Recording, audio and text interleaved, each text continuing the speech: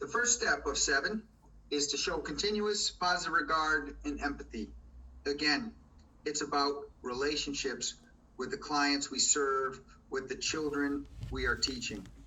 And so how do we develop strong therapeutic relationships? Well, we talk a lot about positive regard and empathy. Again, this is not new. There's a whole discipline in psychology dedicated to this notion in therapy.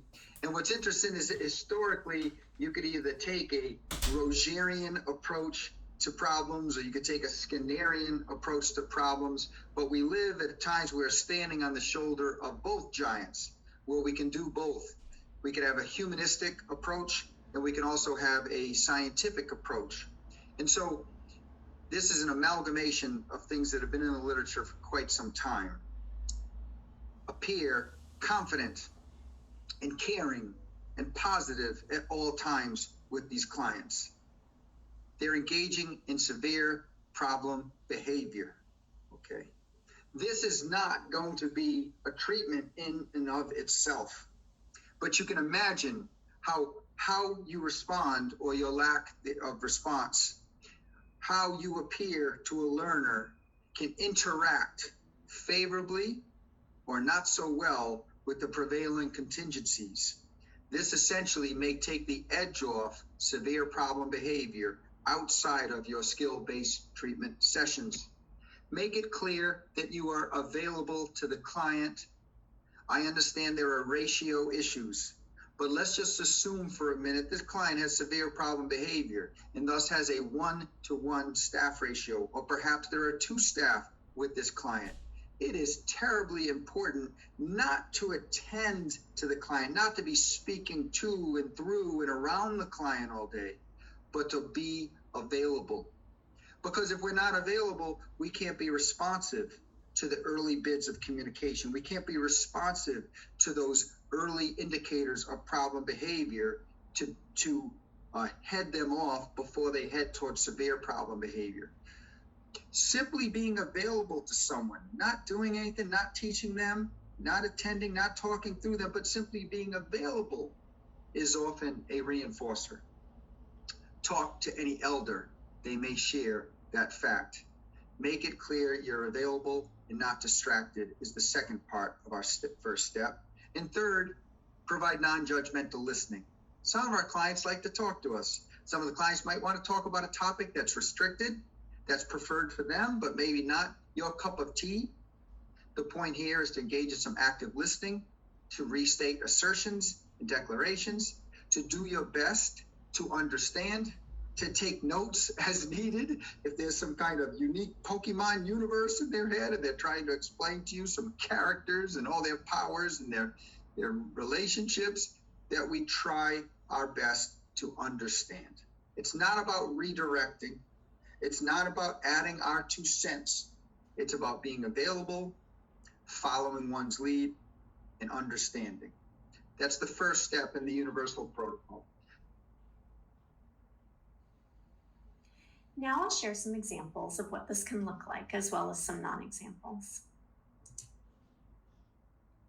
Here's a clip showing an adult being positive, confident, caring, and available to a client. I think he wants you in. Go jump! Oh.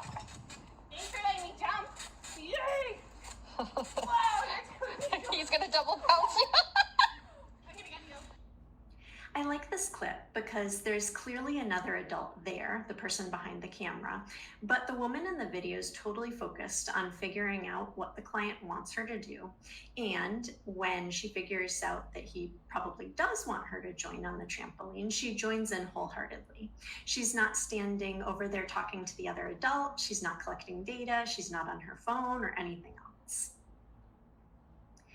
Now, a tip: if your intentions might not be clear to a client, communicate. For example, say you're sitting with an adult client and they ask for a cup of coffee. If the coffee's in the kitchen, it's not close by, and your client's pretty into the video they're watching and they keep checking in with you to make sure you're watching it as well, then maybe it's not a great idea to ask the client to go get it themselves, or for you to get up to leave. So maybe you think, okay, well, my manager's in the kitchen. I can ask him to get it. And so you get out your phone to text the manager, and then you realize, the client doesn't know what you're doing on your phone, and they might get upset that you're no longer looking at the video. So say something like, I'm just texting Greg to ask him to bring the coffee, and then I'll watch with you again. And to all of the managers and supervisors and administrators out there, I do know how busy you are, but I hope you'll show your support for the universal protocols by being only too happy to bring the coffee or whatever it is. The same idea applies to entering and leaving a room. Be sure to greet the student or client when you enter and say something when you leave. For instance, I'm running to the bathroom, I'll be right back, and Greg is here for you. Rather than showing video to illustrate non-judgmental listening, I'm going to talk through some examples and non-examples. Oftentimes during opportunities for us to show non-judgmental listening, a client is sharing something personal and emotional, so I didn't feel good about pulling actual client video to show. So I'm going to start with a non-example. Take a minute to read this scenario.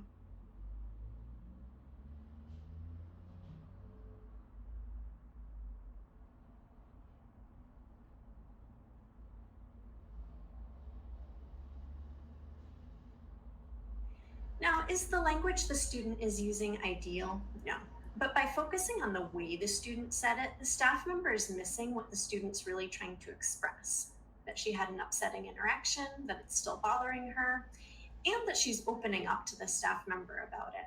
And by responding with a correction, the staff member is teaching her that they're not a supportive person to talk to.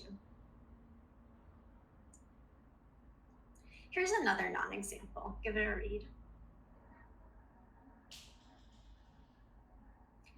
In this non-example, the staff member is jumping into trying to problem solve, which the client is experiencing as a correction or a criticism. Again, the staff member is missing something important. The client is emotional, and when we're emotional, it's typically not a good time to problem solve. So here's the example, what I would recommend doing.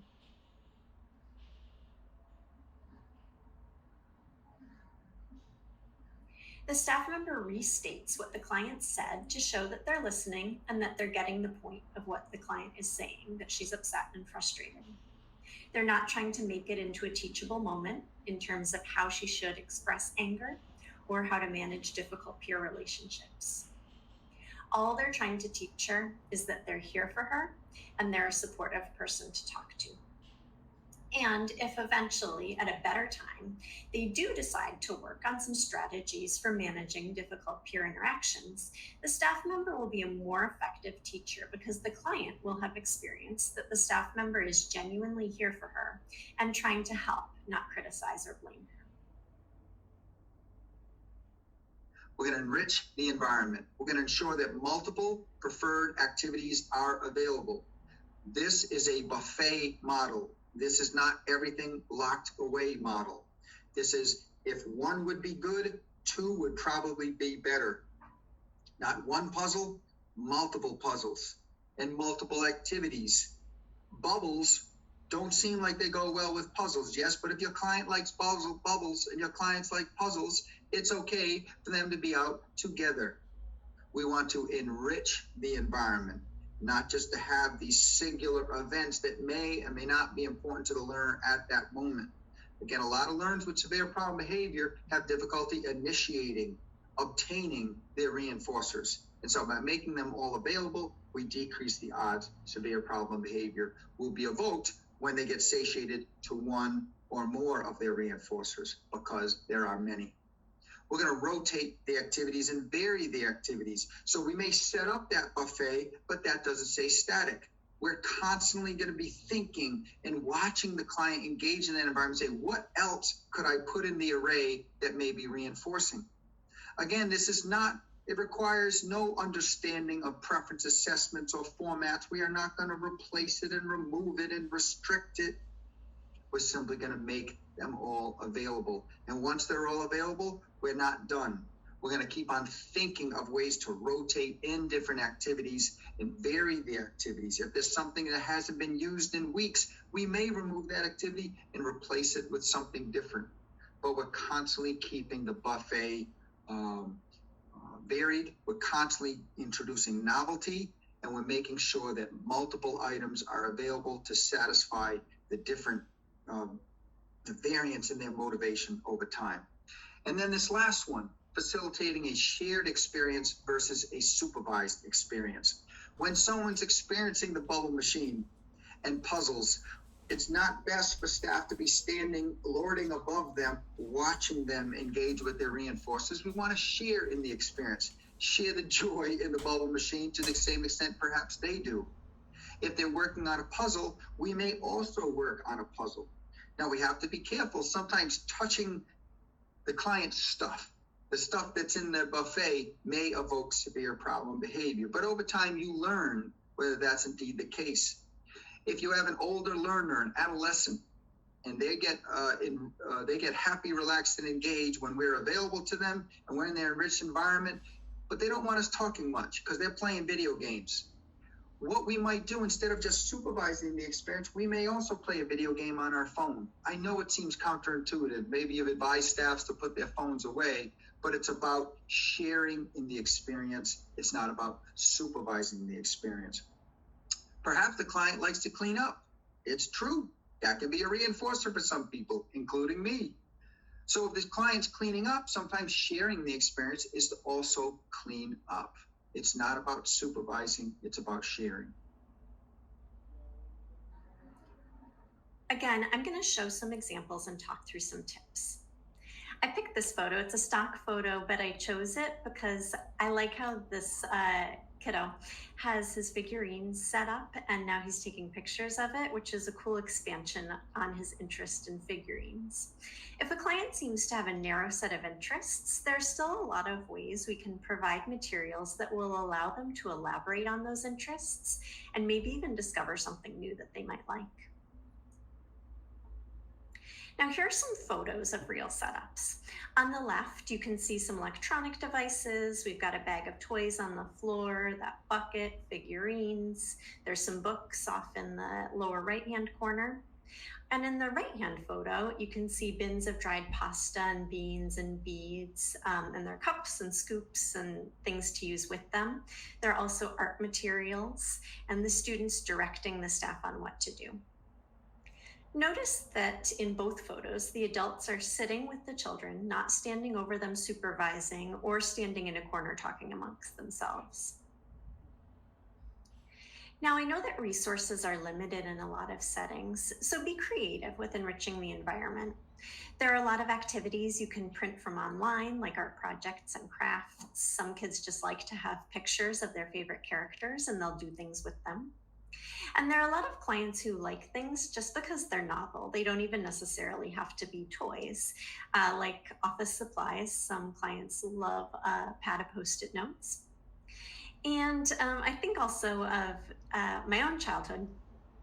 The Children's Museum in Boston had this room full of bins of donated materials. They had like foam packing supplies and paper towel tubes and wrapping paper and string and glue.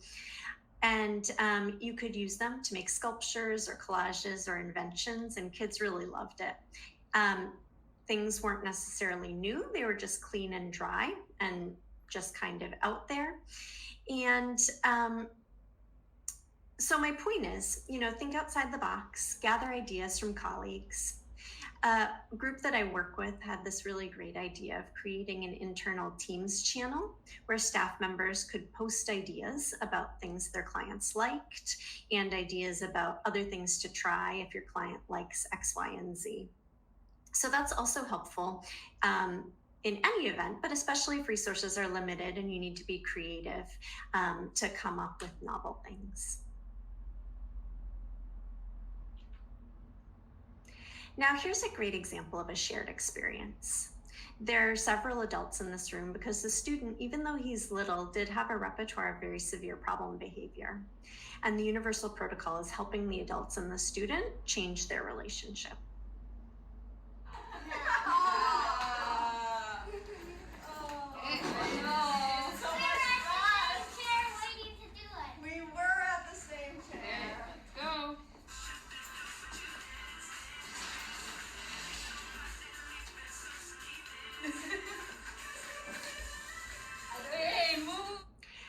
this example because you see that none of the adults are standing around like bouncers waiting for problem behavior to happen so they can intervene. They're all engaged with the student in playing musical chairs, sharing the experience with him. Here's another example of a shared experience. My organ.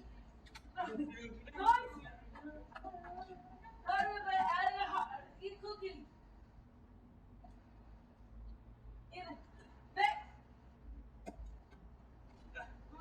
Hey. Myself? I dance